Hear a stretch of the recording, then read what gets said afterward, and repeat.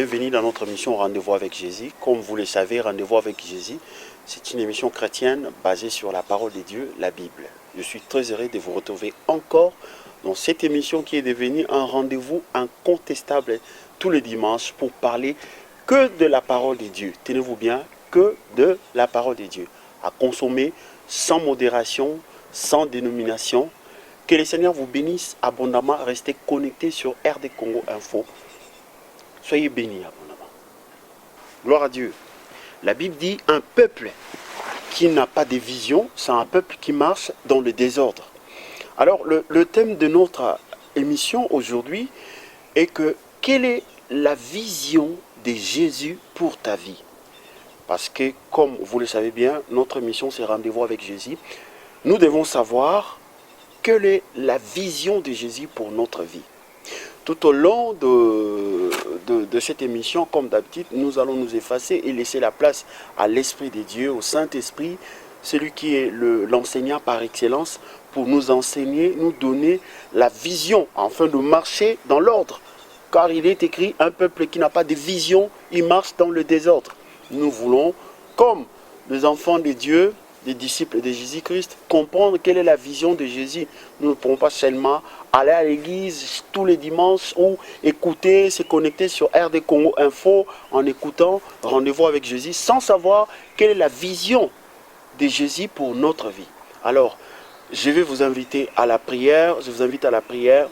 Nous allons prier et laisser la place à l'Esprit de Dieu de nous bénir, de nous transformer, de nous restaurer, de nous laver et de nous relever. Je vous invite à la prière. Seigneur éternel, dans le nom de Jésus, nous venons devant ton trône de grâce, humblement pour te bénir, pour te remercier. Nous te remercions pour l'œuvre de la croix. Nous te remercions pour l'immensité de ta grandeur. Nous te remercions pour le sang qui a coulé à la croix à Golgotha. Nous te remercions pour toutes choses, pour tous tes bienfaits. Nous voulons maintenant, Seigneur éternel, que tu nous accordes la grâce. Tu nous accordes la grâce de comprendre quelle est la vision de Jésus-Christ pour notre vie, pour notre devenir, pour notre avenir. Seigneur, bénis ces moments. Laisse que ton serviteur soit un instrument sans volonté et que ton esprit s'exprime. Donne à tout un chacun ce de quoi tu as préparé pour lui avant même la fondation du monde. J'ai détruit tout esprit de contradiction, de distraction. J'ai détruit tout esprit qui ne glorifie pas ta seigneurie. Maintenant, je lève l'étendard de la croix dans ma vie, dans la vie de mon frère, dans la vie de ma sœur. Je déclare ces moments bénis et sanctifiés à ton nom. Dans le nom de Jésus, nous te les demandons et nous disons tous ensemble Amen. Gloire à Dieu. Restez connectés sur RD Congo Info. Que le Seigneur vous bénisse abondamment. Gloire à l'Éternel. Je vous invite à la lecture dans les évangiles de Saint Jean, au chapitre 9, à partir du premier verset. Donc, je lis la parole de Dieu. Jésus vit en passant un homme aveugle de naissance. Ses disciples lui firent cette question. Rabbi, qui a péché, cet homme ou ses parents pour qu'il soit né aveugle? Jésus répondit, ce n'est pas que lui ou ses parents aient péché, mais c'est enfin que les œuvres de Dieu soient manifestées en lui. Il faut que je fasse, tandis qu'il est jour, les œuvres de celui qui m'a envoyé. La nuit vient où personne ne peut travailler. Pendant que je suis dans le monde, je suis la lumière du monde. Après avoir dit cela, il cracha à terre et fit de la boue avec sa salive. Puis, il appliqua cette boue sur les yeux de l'aveugle. Et il lui dit, va et lave-toi au réservoir de Siloé, nom qui signifie envoyé. Et il alla se lava et s'en retourna, voyant clair. Ses voisins et ceux qui auparavant l'avaient connu comme un mendiant disaient, n'est-ce pas, là celui qui se tenait assis et mendiait. Gloire à l'Éternel. Je bénis Dieu pour sa parole. Je suis très content de lire la parole de Dieu et de partager la parole de Dieu avec vous. Ma prière est que le Saint-Esprit puisse prendre le contrôle et la direction de toutes choses, qui dispose les cœurs, qui prépare les cœurs pour recevoir la sémence incorruptible qui est la parole de Dieu. Gloire à l'Éternel. Dans ce texte, nous voyons un homme avec des naissances. Et là, nous voyons des visions qui contrastent. La vision de notre Seigneur Jésus-Christ par rapport à son handicap et la vision de gens de ce monde, de ses disciples. Alléluia. Jésus a un autre langage. Ce n'est pas le même langage, avec quand bien même que nous disons chrétiens, croyants, mais nous ne voyons pas les choses de la même manière. Cet homme était aveugle. Mais la première des choses, quand Jésus l'a vu, Jésus voyait que l'heure était venue pour manifester la gloire de Dieu, l'amour de Dieu, c'est-à-dire guérir la personne. Mais par contre, les disciples, ils voulaient savoir qu'est-ce qui a fait que, le pourquoi du comment. Ils voulaient faire l'autopsie du malheur, savoir pourquoi cette personne se retrouve dans cette situation. Gloire à l'Éternel. Vous voyez, le Seigneur, quand il nous voit, il voit le travail qu'il veut accomplir dans notre vie. Il ne voit pas, ah non, ben, cette femme ou cet homme, il vit cette tragédie ou cette situation parce qu'il a fait telle ou telle chose. Jésus a dit, ce n'est pas lui qui est péché ou ses parents. Mais si nous regardons la Bible doctrinalement parlant, c'est faux. Car la Bible dit, tous ont péché et sont privés de la gloire de Dieu. Cela veut dire même ses parents ont péché. Mais le problème, c'est qu'un avocat, lorsqu'il défend son client, ne peut pas encore accabler son client. Jésus est notre avocat. Il nous donne sa vision pour notre vie. Vous voyez sa vision? Sa vision est qu'il a été envoyé pour faire l'œuvre, pour que notre situation ne soit pas pour la mort, mais pour que les œuvres de Dieu se manifestent dans notre vie. Gloire à Dieu, c'est pour cela que j'aime Jésus. Il parle différemment des autres. Les autres cherchent à savoir pourquoi tu es dans le chômage. Peut-être tu n'as pas bien respecté ton travail. Pourquoi tu t'es divorcé? Peut-être tu ne t'es comporté pas bien.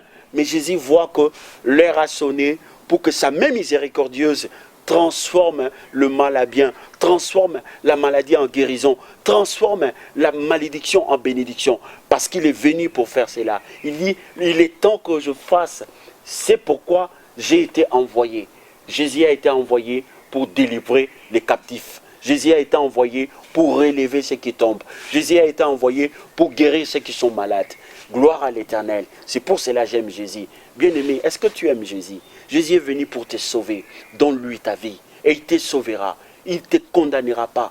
Les disciples cherchaient à savoir, mais pourquoi il est dans cette situation? C'est ce qui nous arrive. Les gens, des fois, quand on est dans le malheur, ils cherchent, mais pourquoi tu es comme ça? Peut-être tu n'as pas prié, c'est pour cela que tu n'as pas demandé la volonté de Dieu. Oh, mes chers amis, j'ai besoin d'être délivré. Je n'ai pas besoin d'un procès. Dans la souffrance, on a besoin de délivrance, on n'a pas besoin d'un procès. Le Seigneur ne nous fait pas procès. La Bible déclare, Dieu a tellement aimé le monde qu'il a donné, envoyé son Fils unique, afin que quiconque croit en lui ne périsse pas, mais qu'il ait la vie éternelle.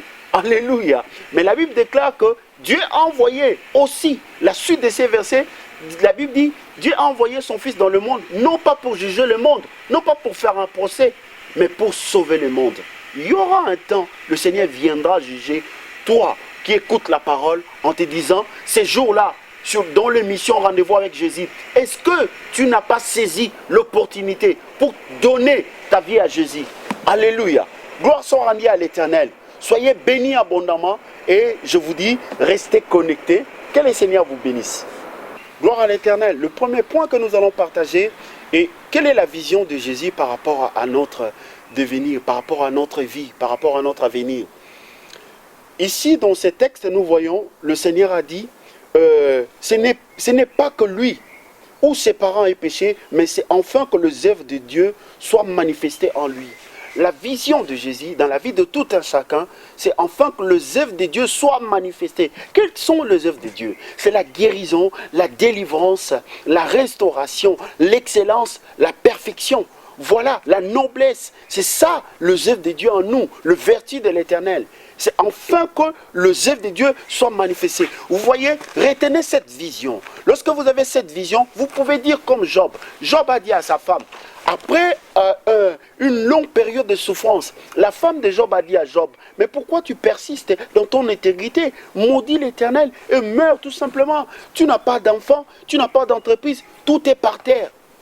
Job a dit, le malheur ne nous vient pas de l'Éternel. Alléluia. Que de lui, de notre Dieu, nous vient que ses œuvres pour manifester la gloire de Dieu. Voilà la vision de Jésus que je mérite que nous puissions retenir en ces dimanches. Que Jésus est venu pour manifester les œuvres du Père. Alléluia. Détruire les œuvres du diable, manifester les œuvres de Dieu. La puissance de Dieu, la gloire de Dieu. C'est le premier point que je partageais avec vous. Retenez-les, que le Saint-Esprit vous fasse grâce. Je prie aujourd'hui, ma prière est que Jésus, dans ton chemin, dans ta maison, dans ta communauté, puisse manifester les œuvres de Dieu. Que le nom du Seigneur soit béni. Restez connectés. Soyez bénis abondamment. Gloire à l'Éternel. Le deuxième point que nous allons partager dans ce thème qui est que nous, dans notre émission Rendez-vous avec Jésus, et dans ce thème qui est quelle est la vision de Jésus pour notre vie. Donc le deuxième point que nous allons partager avec vous, je vous invite dans le livre de Jean, les évangiles de Jean 3 à partir du verset 16. Je lis au nom de Jésus, Jean 3 à partir du verset 16. Car Dieu a tant aimé le monde qu'il a donné son Fils unique, afin que quiconque croit en lui ne périsse point, mais qu'il ait la vie éternelle. Dieu, en effet, n'a pas envoyé son Fils dans le monde pour qu'il juge le monde, mais pour que le monde soit sauvé. La vision de Jésus, Jésus est venu pour que nous soyons sauvés. Alléluia. Il dit, pendant qu'il est dans le monde, il est la lumière du monde. Il dit, laisse que je fasse l'œuvre de celui qui m'a envoyé. La nuit vient où personne ne pourra travailler. Mais pendant qu'il y a la louange, pendant qu'il y a des églises, nous devons savoir que Jésus est là pour sauver, pour délivrer, pas pour juger. Ne rentrez pas dans la distraction. Même si vous avez eu des problèmes dans le passé, maintenant que vous avez donné votre vie à Jésus, le Seigneur est là pour vous sauver. Ouvrez vos cœurs. Laissez-lui rentrer. Il est vraiment venu pour vous sauver. Jésus est notre avocat. Il n'est pas venu pour nous accabler encore. Il n'est pas venu pour nous accuser. Pendant que ses disciples cherchaient le coupable pour dire qu'est-ce qui a péché, ses parents ou lui, Jésus a dit non, c'est enfin que les œuvres de Dieu soient manifestées. Jésus veut manifester ses œuvres, les œuvres de Dieu dans ta vie. Quelles sont les œuvres de Dieu? Les œuvres de Dieu, c'est la guérison. Les œuvres de Dieu, c'est le relèvement, le rétablissement, la sanctification. Les œuvres de Dieu, c'est la restauration. Alléluia. Laisse Jésus. Voici maintenant que le Saint-Esprit nous donne une bonne vision. La vision est claire. Jésus est venu pour nous sauver. Il est notre avocat. Le deuxième point est que Jésus est notre avocat. Le premier point, la vision de Dieu est que afin que les œuvres de Dieu soient manifestées. Que le Seigneur vous bénisse abondamment. Restez connectés. Nous allons partager le troisième point. C'est un moment fort maintenant. Je vais vous inviter à être vraiment attentifs parce que c'est même je vais dire l'économie, je vais dire la dispensation que le Seigneur nous a donnée pour ces temps-ci. Je vous invite à la lecture dans le livre de 2 Corinthiens 6, à partir du premier verset.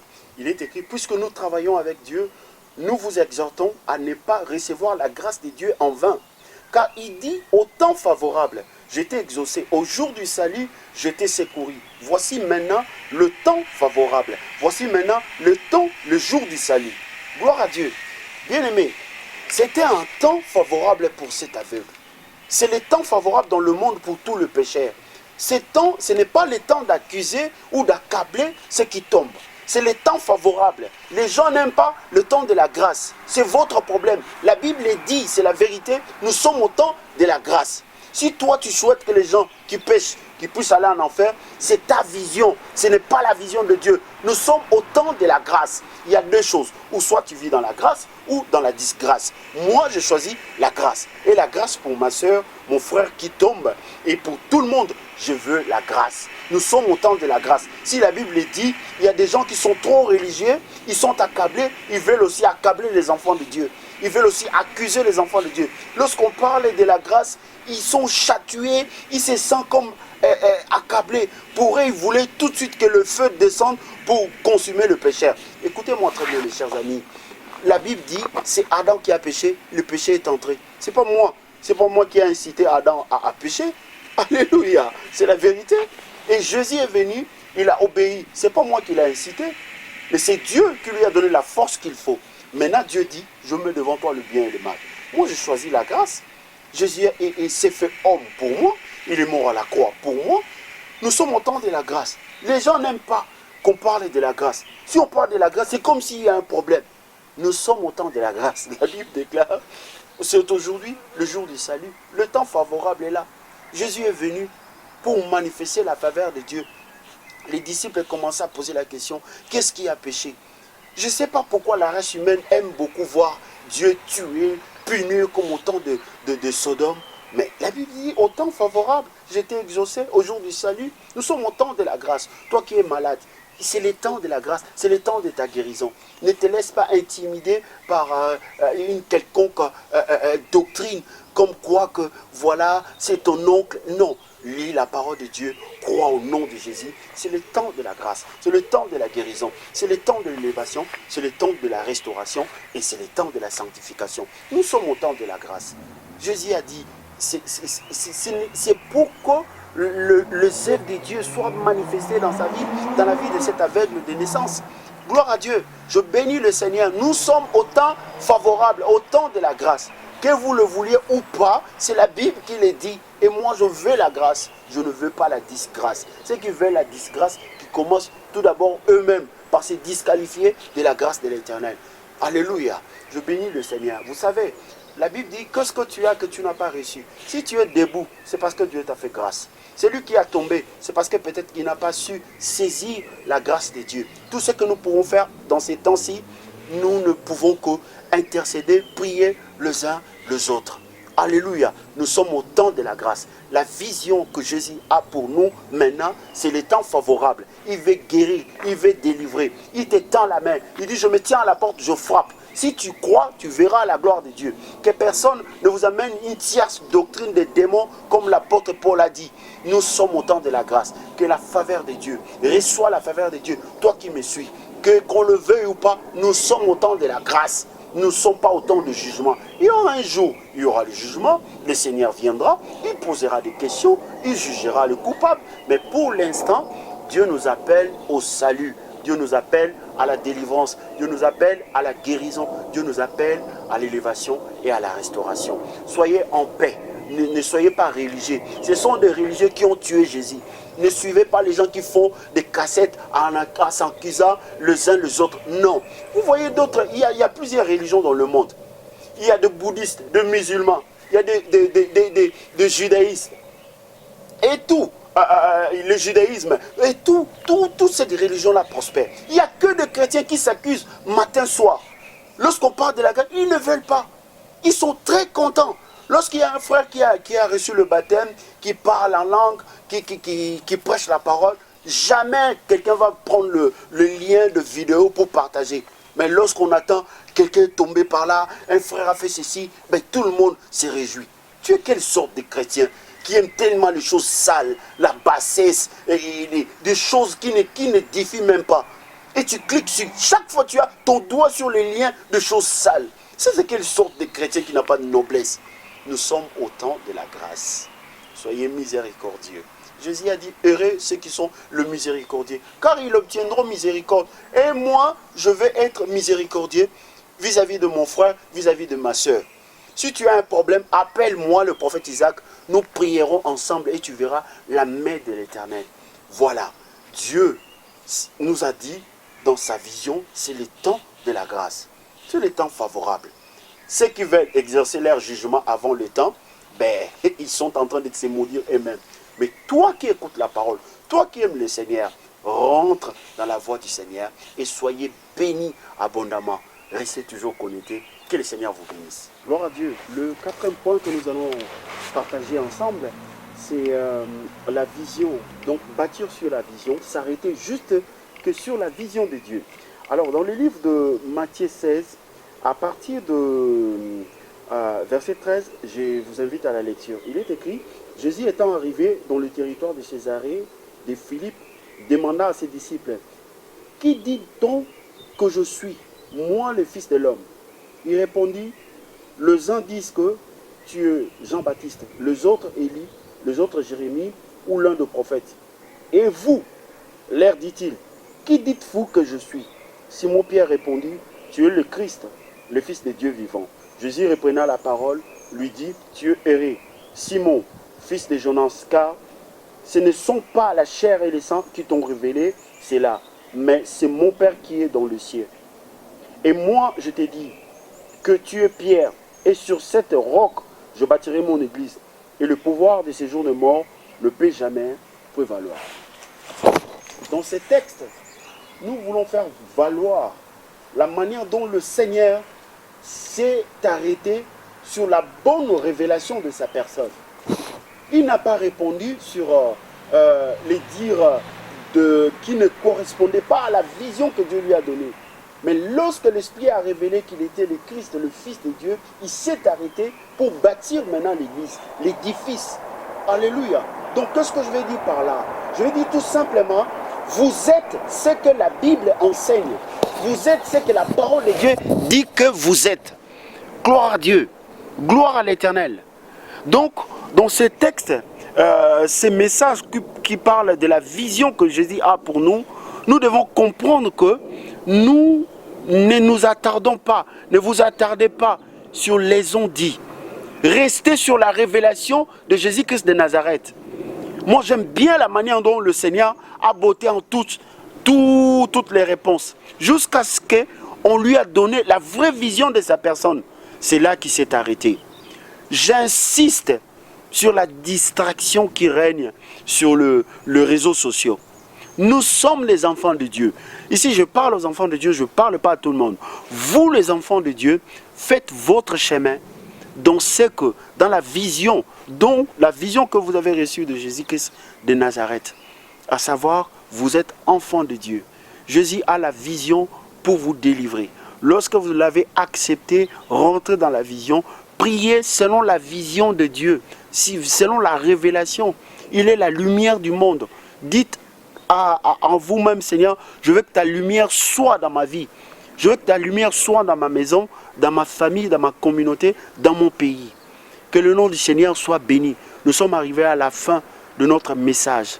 Notre message était que la vision de Jésus, quelle est la vision de Jésus pour ta vie? Quelle est la vision de Jésus pour ta vie? Mais le Seigneur nous a fait savoir que sa vision, c'est pour nous délivrer. C'est pour manifester sa grâce. C'est le temps de la grâce. Soyez bénis abondamment, que le Seigneur vous bénisse et que cette vision soit photogravée dans votre esprit, dans vos cœurs. Je vous invite à la prière. Prions au nom de Jésus. Père éternel, dans le nom de Jésus, nous te bénissons pour cette révélation que tu nous as donnée. Tu dis dans ta parole, un peuple qui n'a pas de révélation, qui n'a pas de vision, c'est un peuple qui marche dans le désordre. C'est un peuple qui prie dans le désordre.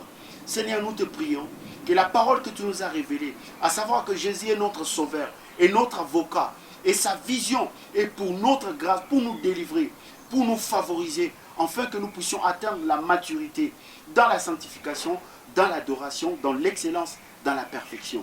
Père, merci que ta main miséricordieuse se pose encore sur nous. Conduis-nous car nous sommes tes enfants, nous sommes de ta maison. Bénis-nous au nom de Jésus-Christ de Nazareth. Je me lève contre toute vision qui est en contradiction avec la vision de Dieu. Je maudis cela au nom puissant de Jésus.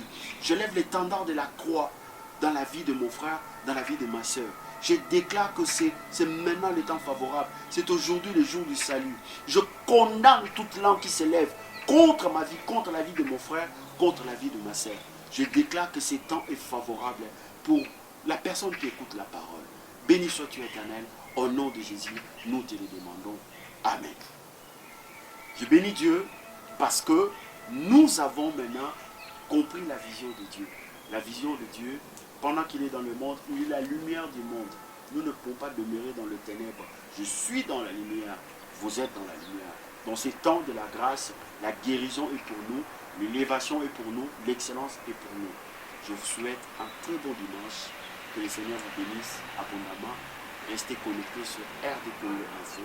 Soyez bénis.